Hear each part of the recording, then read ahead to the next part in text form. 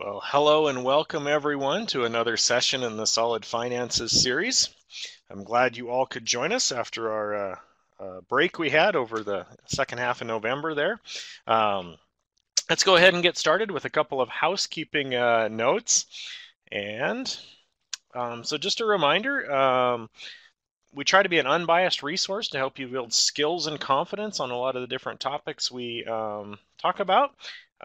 We do record all of our sessions, and we also post resources, which is kind of like the handouts if we were in a in-person seminar, to our website. If you have any questions to ask, if you send them in, those are anonymous as you send those in, so we won't read your name out loud. So please feel free to send in questions, comments, or suggestions you might have as well.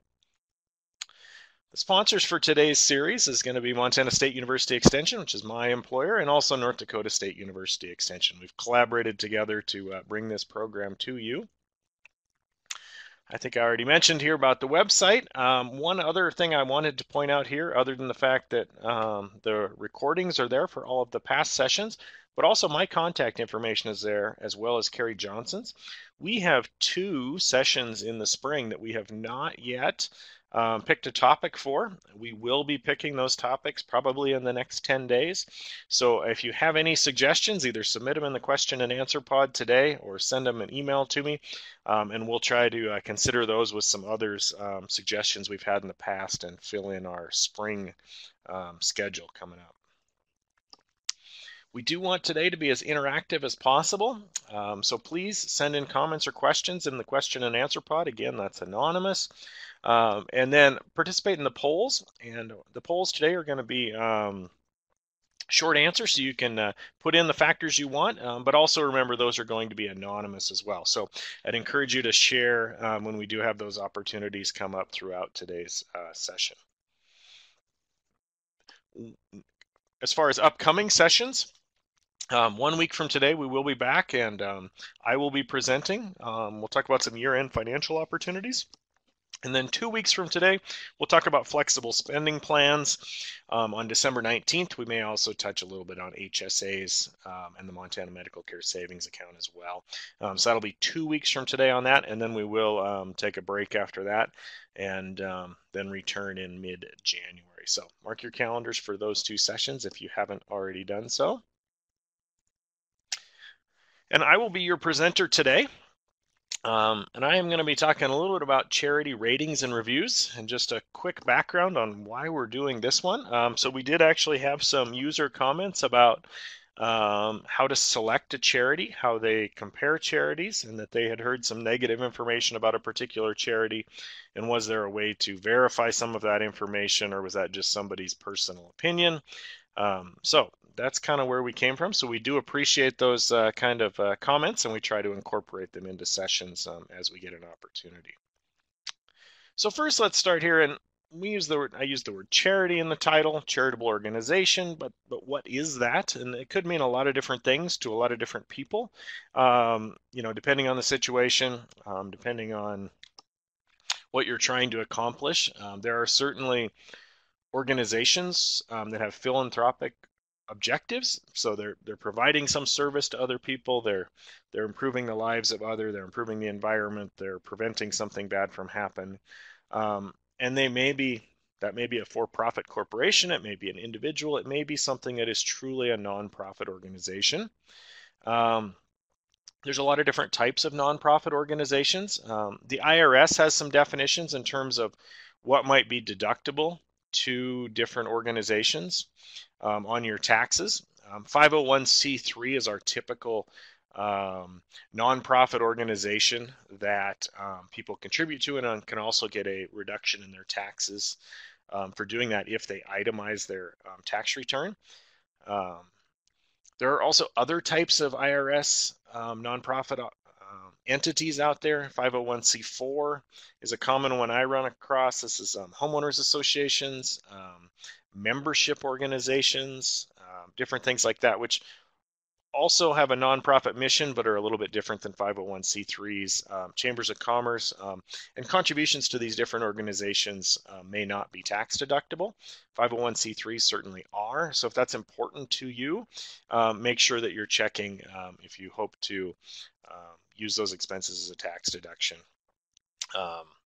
That you make sure they are a 501c3 organization or find out exactly what their status is. That doesn't necessarily mean that an organization that isn't a 501c3 can't do very valuable work that would certainly be defined as charitable. So checking your definitions is important, but that's only one step of the process. So I'm going to ask everybody here today if they want to share a few ideas. What factors motivate you to support a charity? Give everybody here a minute if they want to type some answers in.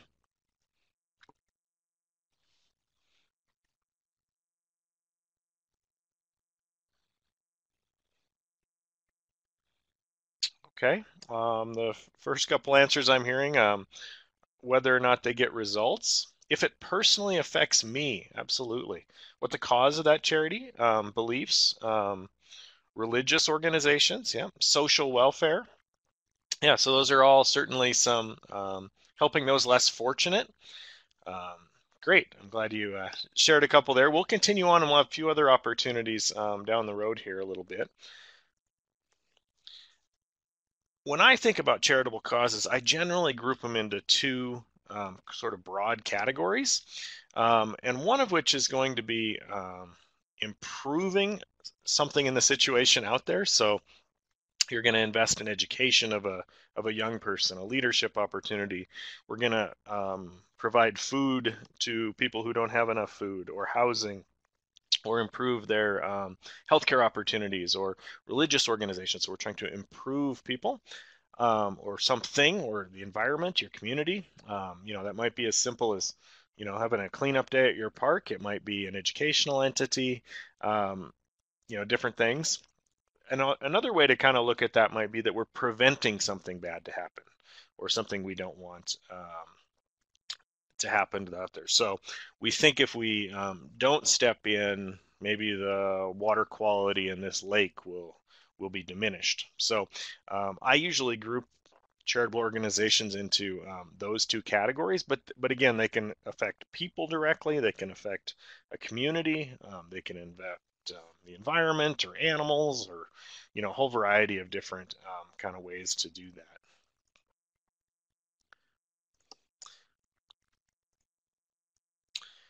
Americans are very charitable. Um, the, from givingusa.org, I just pulled kind of a couple of sample facts just to give you an idea, and I put all the zeros out there instead of writing billion, just so you could see the volume of what charitable giving is in the U.S. There's about $410 billion was given away in 2017. The largest source of that is directly from individuals, 286 billion. The next group is from foundations. And you might think of foundations really as an extension of either a corporation or an individual. So, for example, Bill and Melinda Gates donated a bunch of money to their foundation, and then their foundation then gave it to different projects that are out there. So it's kind of an interim step. Corporations can also make donations directly to foundations. So, but some of the money does stop at that interim step of a foundation as well. And then about 36 million comes from bequests, which is assets that are being transferred at the death of someone. So as part of the settlement of their estate, they have designated that some of it go to some charitable organization. And then corporations also make contributions to charities as well. But again, individuals is certainly the largest chunk there. Where does it go in terms of what types of nonprofits? Religious organizations are by far and away the number one recipient of that. And one thing, there is a little bit of blurring of lines too, right? Because money could certainly flow to a church, and then that church could certainly support, let's say the feeding of the hungry, which would be a human service. So there is some blurring of lines, but this is the initial type of organization that went to. Educational organizations would be the number two place. And then human services, again, this would be things like clothing, food, shelter, those kind of things. And then here's that foundations number again. So people certainly donate money to foundations, and then foundations later, reissue that money back out into different categories. Health is another one. So, this might be, helping somebody pay for medical care. This might be reaching internationally to make sure that vaccinations are provided. Um, and then we have arts and culture as well, international affairs, and then they group both the environment and animals together as well. So those are kind of the broad categories that they report things in. So again, it is pretty well across the spectrum. So let me give you another chance here to weigh in on something. So when you're deciding between charitable options, what helps you pick between different options that you might have?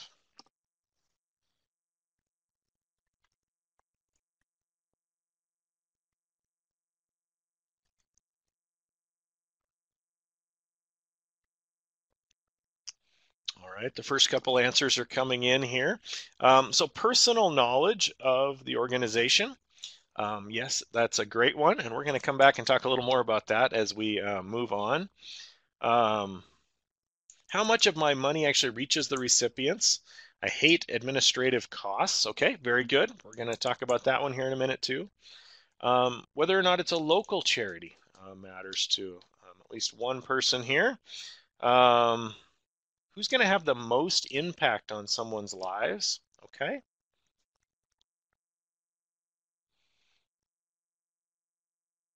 What the mission of the organization is?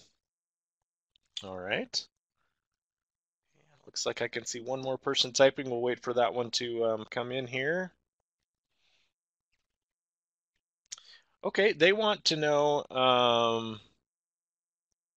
it's kind of a long one. They've if they've contributed to this organization in the past, how well the organization used their past contributions. Okay, so good, some very good things, because we do have to make choices. We don't have unlimited funding. Let me ask one more poll, and then we will kind of move along here. So is there any information that you might find that would lead you to not support a particular charity? Have you ever quit supporting a particular charity, and if so, why? Or is there something specifically that caught your attention that is a red flag if you find out about a charity?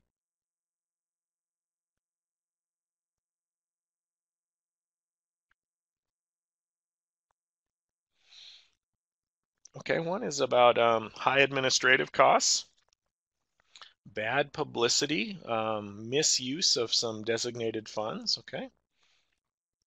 When they spend a lot of money constantly mailing me solicitations. Absolutely. Okay.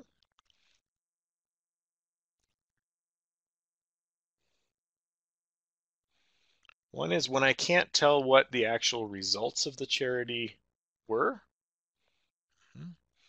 When it's unclear what their mission is. Yeah, those are all great components. And let's see. Okay, when a lot of the money goes to something rather than helping. Okay, perfect. Yeah, so you're going to hit on some different things. You're using a little bit different terminology, but we're going to see some ratings agencies that actually use pretty much all of those factors in creating a score for some as well.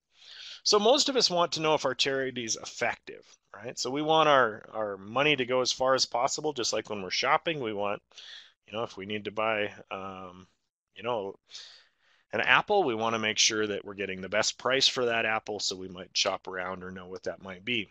On the charity side of things, we want to do the same things. If we're looking at, we want to provide a meal to, hungry people in this particular city, are there multiple organizations doing that? How many meals is this organization able to provide versus this other organization? Those type of things.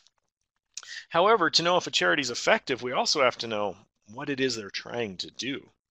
And specifically, they're narrowing it down quite a bit in terms of what their actual mission is. Because if you're looking at one particular factor, they might be very good at one thing, but if that's not actually their goal, might be different than what your goal is.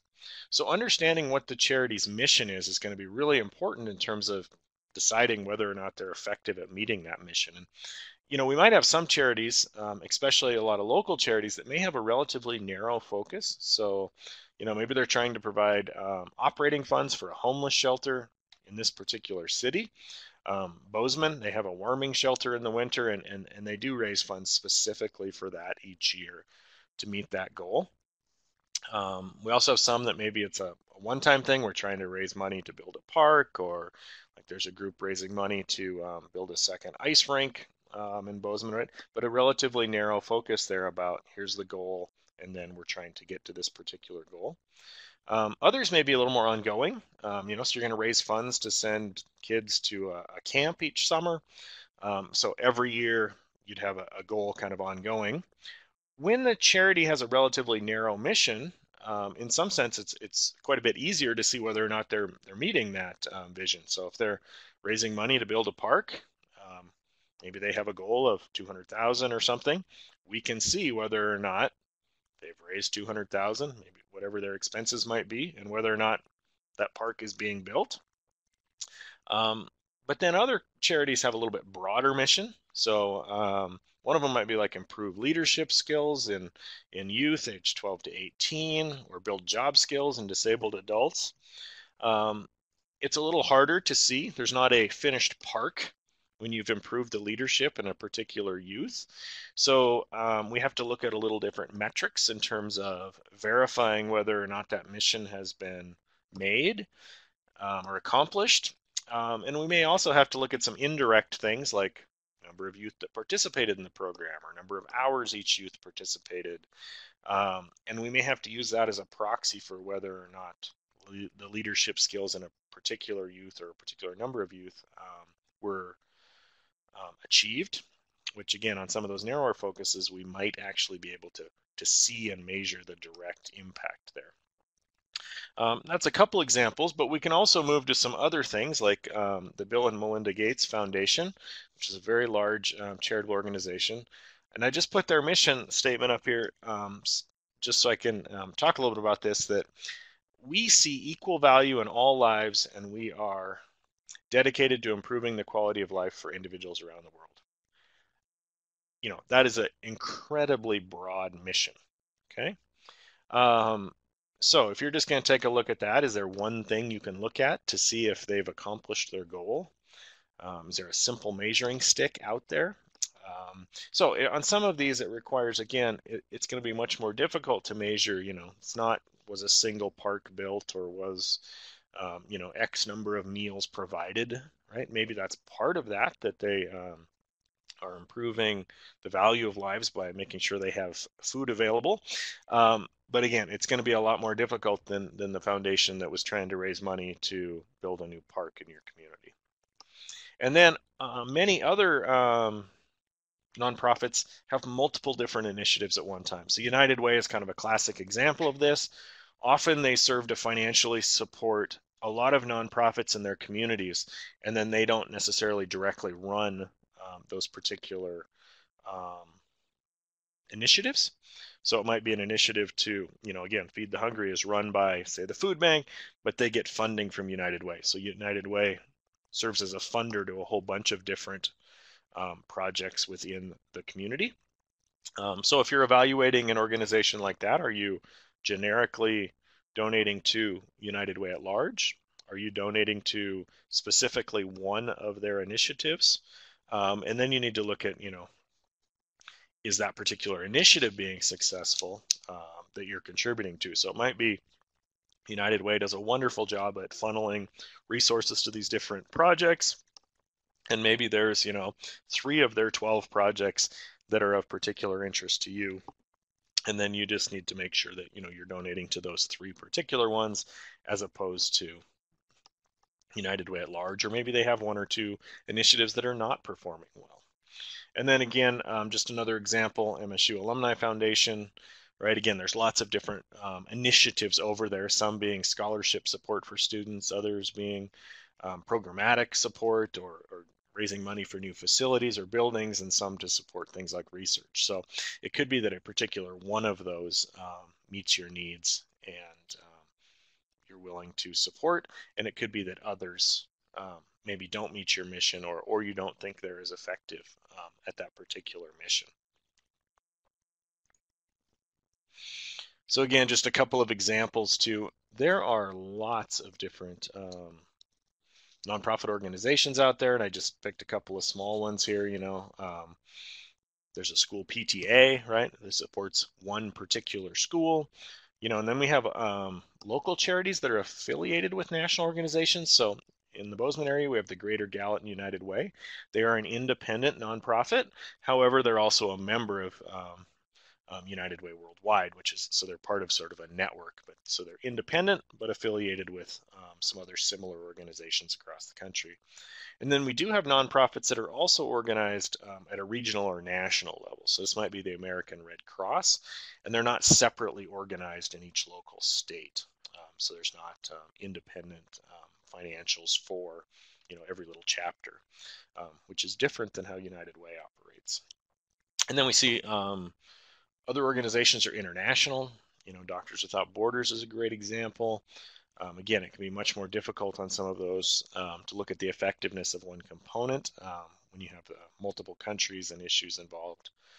And then we also have charities that are issue-based, so like the ALS Association is one, which deals with Lou Gehrig's disease, right, or the American Heart Association, right, that issue on a specific issue that might be of interest as opposed to a geography per se. So if we're going to take a look at some of these different charities and try to make a judgment decision as to which one is right for me, or are they meeting their goals, we kind of need to think in advance, and maybe even if you've not interacted with a particular charity, is understand what their mission is, but then how is it that we would define, even if the data is not necessarily there in a perfect world, what would success look like for this organization? We heard a couple people had mentioned administrative costs. What's a reasonable amount of administrative costs for a charity operating in this area, right? So if you can help define some of those things in advance is helpful. And then once you've defined them, can this thing that you've defined be measured? Especially when that example I gave with the Gates Foundation, we want to basically improve the quality of lives around the world. What would we measure there? How would it look like? Are there different areas that we can be involved with? And I'm guessing that we can look specifically at a few areas where they're working and then see what the outcomes of those particular programs are. And if we can't directly measure it, are there other ways that we can sort of look at what that result might be? So that example of the youth development or building youth leadership skills, I may not be able to measure a 14-year-old's leadership skills at age 14. I may also not be able to measure them at age 18. But maybe I can measure how many training programs this individual took part in, if they served as in any leadership roles as a part of that between age 14 and 18 that were provided by the organization. So maybe there's some other ways we can look at evaluating that in terms of programmatic goals. And again, going back to the administrative costs, we can certainly take a look sometimes at what those administrative costs are. Are they going up? Are they going down? We heard some things about fundraising costs as well. Same thing there. Does it cost them a lot of money to raise a dollar? Or does it cost them very little in terms of finding programmatic support? And then one of the third point here I want to make, which I think is really important, is how do they compare to their peers? It's one thing to say administrative costs should never be above some particular, say, percentage. But you might find that organizations that serve the homeless have a very different administrative cost structure than those that provide scholarships to college students, or that try to clean up a polluted river or something. So comparing one scholarship foundation to another scholarship foundation is probably a better benchmark than it would be to compare an organization that feeds the homeless to an organization that provides scholarships. Okay, so finding out what it is, what our peer level is important, maybe more so than saying here's the average administrative costs across all nonprofits in the whole country. And the same might also be said in terms of scale.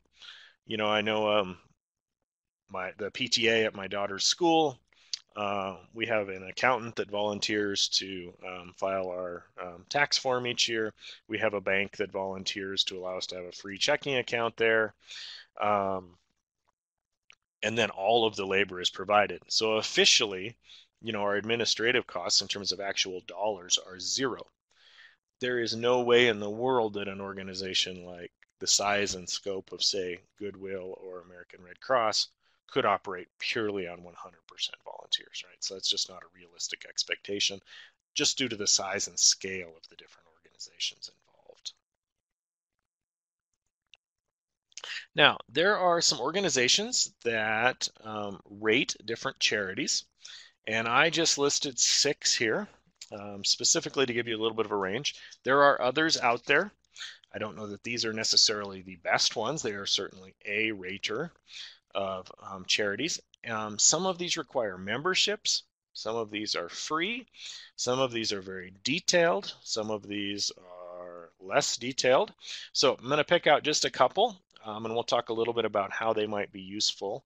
For those of you that are looking at this screen and want to write all these down, the resources page for today actually has a link to each of these websites for these organizations. So we're going to pick one, Charity Navigator. I think this might be one of the better known ones. Just to give you an idea, they've rated a little over 9,000 different charities, and they rate them on a 0 to 4-star rating. Also, to put this in context, we think there's somewhere around 1.5 million charities in the US. So 9,000 charities have been rating. That's a lot. However, there's 1.5 million charities out there. So what does that mean? There are more than 1.4 million charities that are not rated. Now, so if you're going to look at things like the local PTA, the group that's raising money to support building a park in your small town, it's quite likely they're not going to be rated. On the other hand, the former CEO of Charity Navigator, there was an article posted there, and he stated that about 1% of charities receive about 86% of the funding. So the charities that have been rated are the ones that are receiving most of the funding. So things like the American Red Cross, the American Heart Association, Goodwill, those type of organizations, there are ratings out there. So a lot of the commonly known ones, there is a rating out there that you can go look for. So a couple things to note, and then we're going to talk a little specifically about how Charity Navigator creates their ratings. Theirs is a 4-star system. I don't know why I have start. I see I've got that on there instead of star, but 4-star is the best rating. You'll notice some of the other ratings organizations go to 5 stars. So don't compare a 4-star rating on a 1 to 4 scale versus a 5-star rating. Make sure you know what scale you're looking at.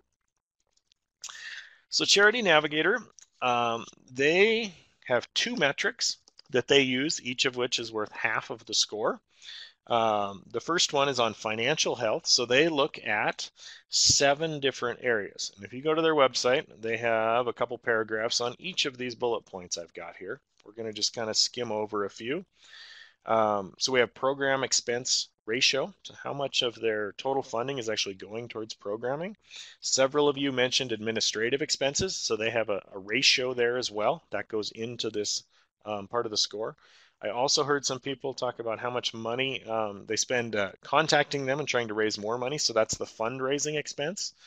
Fundraising efficiency is very related to that as well. And then they also put in some things like program expense growth. So is this an organization that's kind of been doing maybe a similar mission for a long time and they're very stable in what they do? Or is this a program that 5 years ago was serving 100 people and now it's serving 5,000? And what do the expenses look like, in terms of growth there?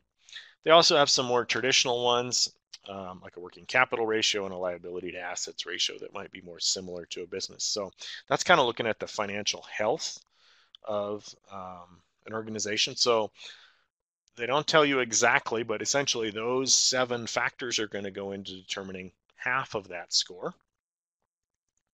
The other half is on accountability and transparency. Now there's 17 metrics on this side of the calculation. And some of these are more structural, more corporate rule based. So things like, are there independent members of the advisory board or board of directors that's operating this charity? Right? If I form a charity, whatever to support, you know, I don't know, building parks in Bozeman or building a hockey rink in Bozeman, are all of the board members parents of hockey players?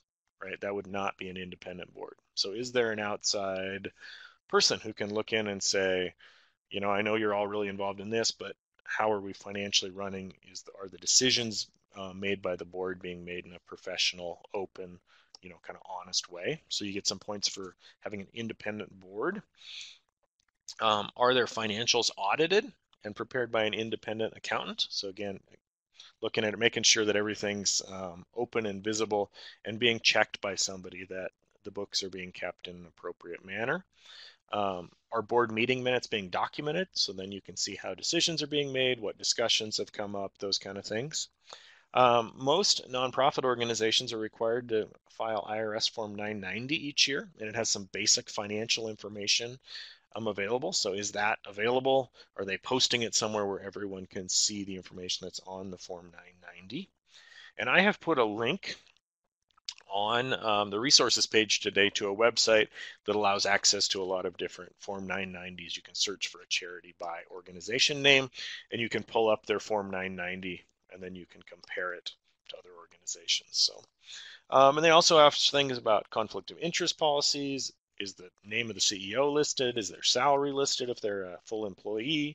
Or their board members listed? So a lot of this is more about providing open information, not so much about exactly who's on the board or how much salary should be paid, those kind of things, but is that information available to potential donors so that you can then make a judgment decision? So, and again, I only picked a handful off of here. There's 17 different ratings for this half of the score. So then they take those scores and compile them together, and then they come up with this 0 to 4-star rating. So it's quite possible that you value one or more of the things that they mentioned here way more than others.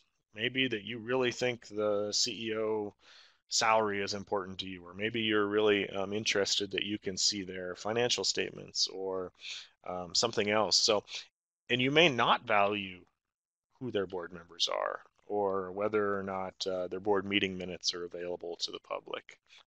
So it's quite possible that although they're creating a score for these, the metrics that matter to you may not perfectly match with the metrics that they used. So the score is helpful, but I would also say in your mind, you have to come up with sort of your own score in terms of how well they're doing.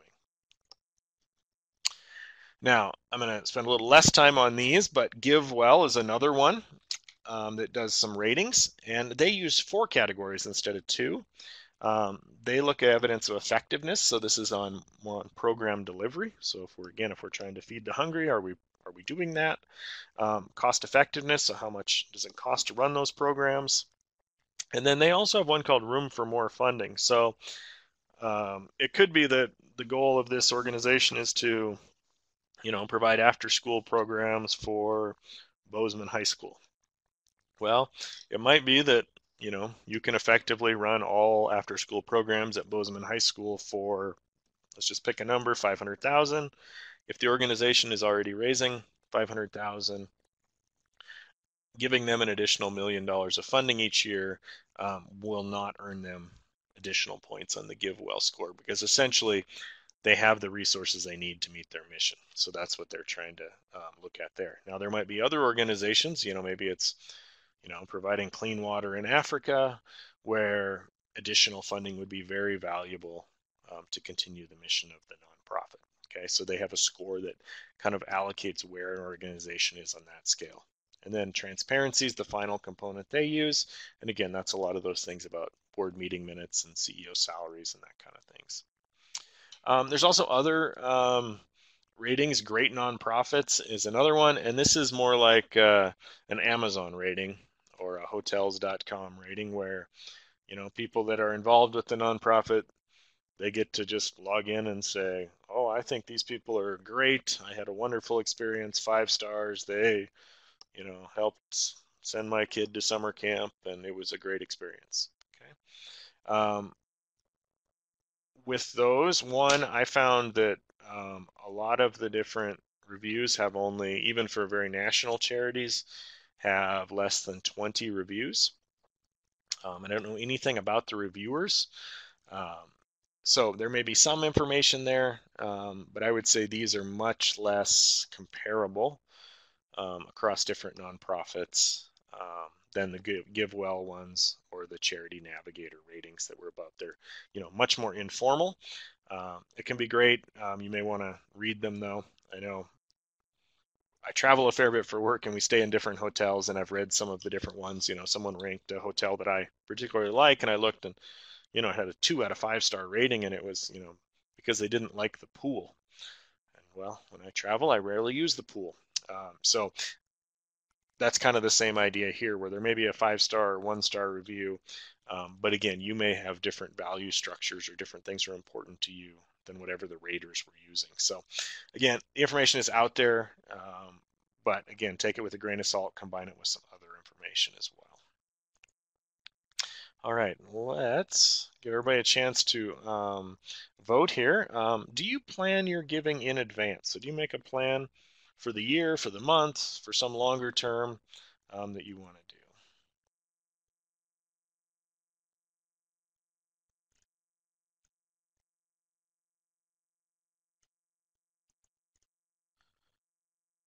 Okay. All right, so about 30, 45% are saying yes, 55% are saying some of their giving is planned. Okay, yeah, great. Perfect. Let's talk a little bit about types of giving. Okay, so you may have a plan that looks something like this, where you're dividing it up among different types of nonprofits. Maybe you want to support your local church, and then you also want to have some to support this particular cause. Maybe it's parks, or maybe you want to support the food bank, and maybe you also want to have miscellaneous. And I don't necessarily mean miscellaneous, but I mean that there's going to be a fundraiser for someone that got hurt in a car accident, or a particular organization, their building burned down and now they're doing a special fund. So maybe you want to just allocate that we have some funding available, but we're not going to decide what it's for at this time. So that's fine as well. So that's great if you do that type of planning. Maybe within each category, there's something specific that you want to contribute to a particular area. And again, maybe a lot of these are organizations that you've had contact with in the past. That's a great way to know whether your funds are being effective, is if you've worked with that organization in the past, whether as a beneficiary. Maybe in the past you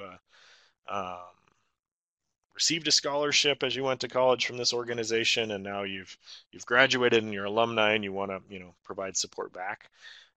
So you may have identified specifically within these some more specific areas, so you can create some priorities that way. Um, so we can take a review of those charities that you're currently supporting or the ones you're considering. You can look and see whether they have the different ratings at the forms we said. Maybe if not, you can find their form 990. It might be posted on their website. I glanced around at some different nonprofits here in the Valley, and I was able to find that information on a lot. Even though they weren't ranked at the national level, they just flat out weren't rated. I was able to provide a lot of that same information that, say, Charity Navigator was using, and I could kind of create my own ratings. Most nonprofits also will let you know what their mission is. So if you're specifically looking, to help underprivileged children, do something, you can find their mission and see if that's matching up with what you had budgeted for, what you had allocated for. We talked a little bit about a personal connection. Again, most nonprofits, especially local ones, are not going to be rated by anyone. So if you have a personal connection with them that you can somehow verify the work they do, that can be a great way to find out, how effective they are. One thing I would also say is many of us have long-term funding relationships. So it could be that we've always supported, the this particular, you know, food bank or this particular soup kitchen. Um, but it's also good to review. Maybe 10 years ago when you started supporting them, they were very good at this particular thing. Maybe now the need has changed. Maybe they have an additional need. Maybe they have lesser needs. Maybe the organization isn't as well run. So I would encourage you to look back and challenge yourself to review the charities you're involved with to see if you can find out current information and make sure they still fit your priorities. And I'm guessing on your side of things too that your budget may have changed over the years. So is it, are you looking to increase? Maybe you're retiring and you have less funding, to provide, or maybe you've got more time that you can allocate instead of funding. So it's good to sit down and review some of those from time to time and make sure you're, even if when you decided that, ABC Charity was great 6 years ago, maybe they're not the top charity in that area, in your community today. One of the things about having a plan is we can have some intentional goals. So, maybe there's a particular long-term goal we're trying to support. Maybe it's we want to, really support the youth in this community, so that they can get better jobs or stay out of trouble or whatever it might be. If you have some rules that this is the type of organizations that I want to support are ones that work in this area, that gives you some guidelines. It also gives you some reasons to say no. We probably all get cold calls or requests, or you see a great story about how this organization helped this person, and I'm sure those are wonderful things. But if we let our dollars kind of keep following the next bright spot that flashes up, we may not be able to help achieve some of those longer term goals we might have, like supporting youth in our particular community, or helping protect the watershed in this particular area, or whatever that could be. So again, having some intentional planning in advance can help you really achieve longer term goals. Um, Now, again, that doesn't mean you can't allocate funds for unknown one-time events. The neighbor kid knocking on your door to support their local, dance team or Boy Scouts or Girl Scouts or whatever it might be. You can allocate money, towards things like that. Um, and then if you don't have a plan, how will you know if your giving is really effective? Right? If we're just answering the phone or looking at the flyers that come in, um, do we know if we're long-term achieving some of our goals? And then also, if you get those cold calls, that can be harder to, you know, respond in terms of, well, I agree that your organization is very good. However, it doesn't fit with my personal mission goals of X, Y, and Z that you've laid out. So I'd encourage you to think about having some kind of giving plan.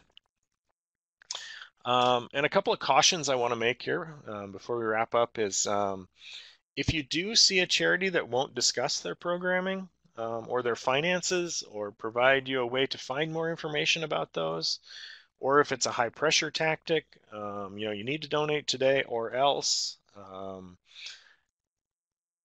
or if you can't, they won't send, maybe they've called, but they won't be able to provide you any additional information in print. So the only way you're going to be able to find information on is directly over that phone call right now, and they want an immediate answer right now.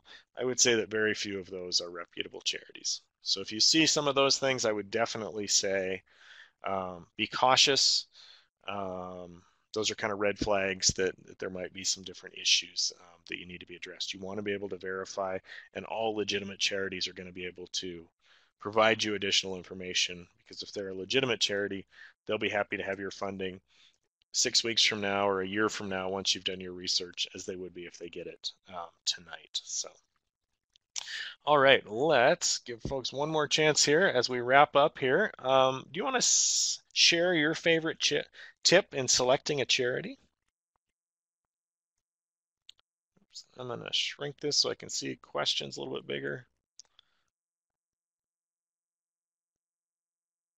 Oops, I lost our poll. Let me grab that poll.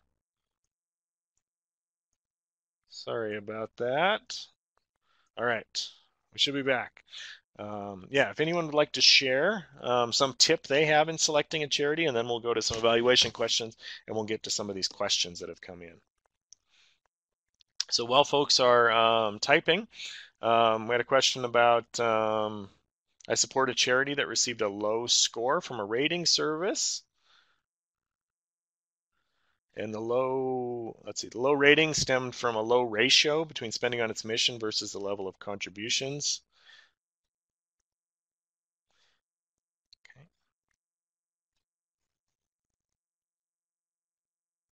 Okay, and essentially what they're saying here is they got a lot of contributions and very kind of a low percentage went out in terms of supporting the mission.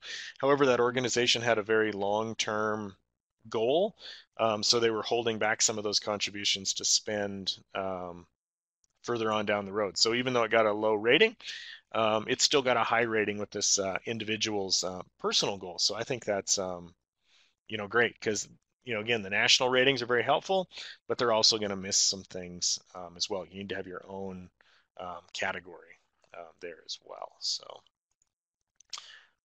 all right, now in terms of our poll question here, favorite tips, some people prefer giving locally. Great.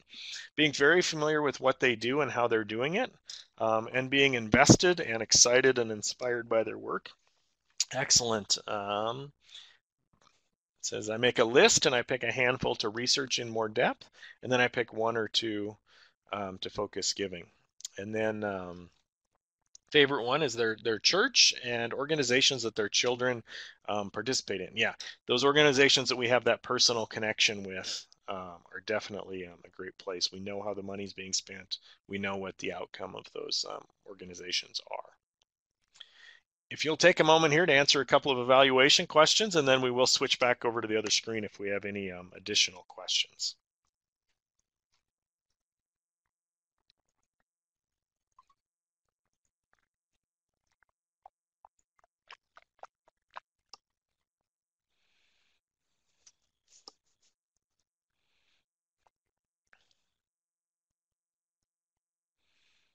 All right, I'll give folks another maybe a minute or so, and then we'll switch back to the main screen.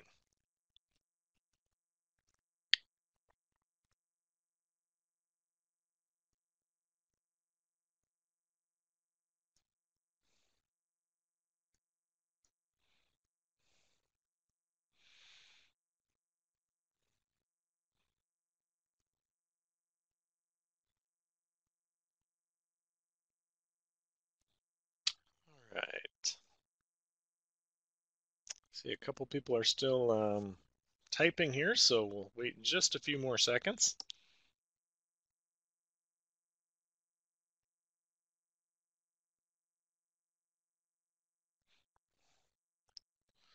Okay.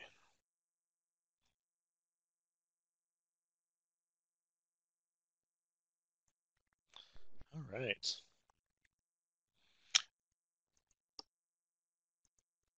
So just a reminder, before I get to any final questions here, next week, mark your calendars there. We'll talk about some year-end financial opportunities, and then on December 19th, we'll talk about flex plans or flexible spending plans. So 2 weeks from today, so mark your calendars for those. And I will take, it looks like we've got a couple of questions that have come in that I haven't got to yet today.